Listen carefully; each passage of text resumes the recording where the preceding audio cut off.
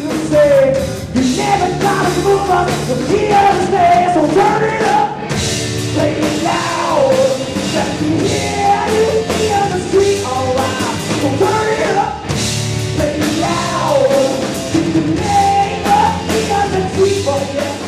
Jason, there was a moment of relief for you, I guess, being on stage here doing the sound check, having problems with your pedal. Yeah, that was, it did make sound check pretty interesting, really, the fact that it didn't work. But fortunately enough, the guys, the crew here, had a friend who came down, did an emergency repair on the pedal. So they give it a clean, which it needed badly, after a year on the road with no maintenance. So yeah, everything's working fine now, so it's a big relief, yeah. So I guess, you're touring for quite some time now. There were some accidents like that. How difficult is it to cope with those moments? You just gotta... you've just got to go through it. Last night, the ride cymbal stand snapped. Just snapped in half. But luckily it was the last song of the night, so I had to finish the song without a ride cymbal. But this morning, we had to go out and buy a new stand. So it always goes wrong when we're doing something reasonably important, like having a DVD made, or we did a DVD in Belgium, and the guitar just kept cutting in and out, and the vocals stopped, and it's like, why now? After 5 years, why tonight? Strange, and you just got to keep going. It's live music. At the end of the day, it's live. We're good at jamming. It's what we do best. So we just jam for 5 minutes while the other band members sort it out. I mean, it doesn't matter which one of us.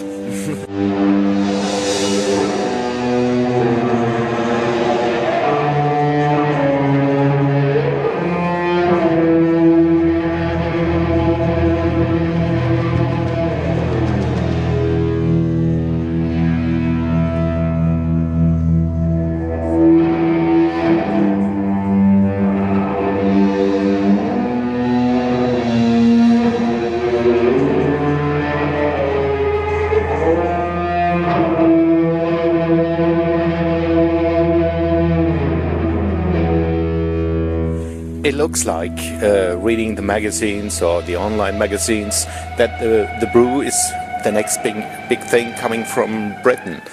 Looks like a kind of overnight success, but it was quite a long time to get there, I guess. It's the famous comment of it takes 10 years to become an overnight success. And I think that's probably true in our case. We're not an overnight success. We're just doing okay at the moment, and it's taken us 5 years to get to this point. So maybe another 5 years and we'll be an overnight success. Now we're here in Rother, you're playing the Bluestage. You're quite often in Germany, and I think there are some moments that were quite helpful for the band, the Rock Palace. Rock Palace, yeah, that was a big leap for us, and we was honoured to be able to play on that show, actually, and it's really helped us. It's got us in front of a lot of people in Germany, and it's great. We've noticed, especially on this tour, that the audiences are just getting so much bigger, and they're so enthusiastic as well, which is fantastic, really dig the music. So yeah, it was a big turning point for us, Rob. Looking at both of you, you weren't even born when Did I tell you? Something always goes wrong when we're doing an interview. No, you're playing music that became popular when you weren't even born. How did you discover Led Zeppelin, Hendrix, and all those guys? Well, we've sort of been brought up with that music, but we've always had a passion for it from being small, very, very small kids. Like, I don't know, it's just in our blood. How small? I think. That small. That small. And I don't know. It's just always been a part of our life, that music, and what we want to do now really is sort of recreate that style, but with a modern edge as well. Keep the raw retro edge to it. I discovered that music quite late on because when I was younger, I used to listen to things like the Spice Girls and pop music. You're not supposed to tell them that. I'm coming clean. This is my confession. But when I started playing the drums, so don't worry about it. when I started playing the drums, that's when I discovered that music, because it was, the best musicians of our generations like playing that kind of music. So that's how I learnt the drums, playing along to Led Zeppelin and Jimi Hendrix and stuff like that. So that's how I discovered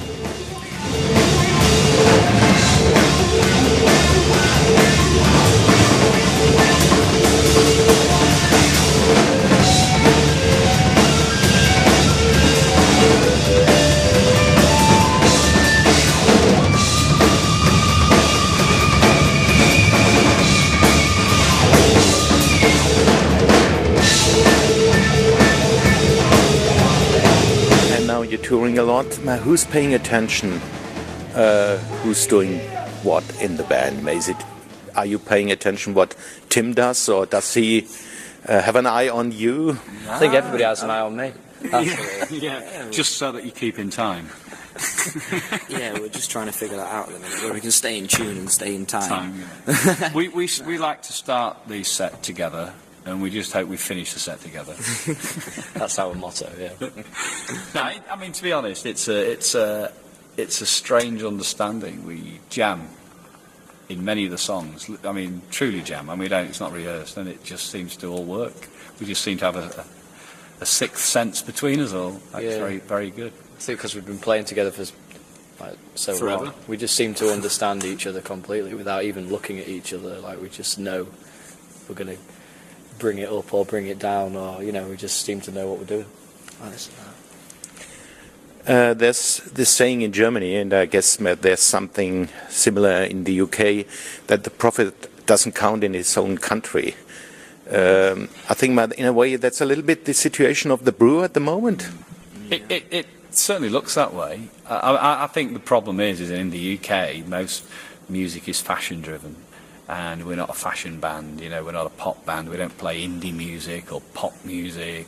We're somewhere a bit of an enigma, really. And in Europe, it seems that people are more prepared to have a broader outlook on music and listen to all styles and pay attention to it and also support it, which is very important, which we're not getting in the UK at the moment. So you find a lot of the bands in the UK are coming into Europe just to make some headway. Certainly the case with us. I mean, Germany's taken us to the heart, and we're so, we can't tell you how much this means to us. And if this is the case, if we become successful in Germany and Europe and then go back to England, well, who's losing out? Germany's got fantastic beer, the gigs are great, the women are beautiful. What more do you want? There were other bands from the UK that made it on the way from the Beatles, noticeably. yeah. It didn't do them any harm, did it?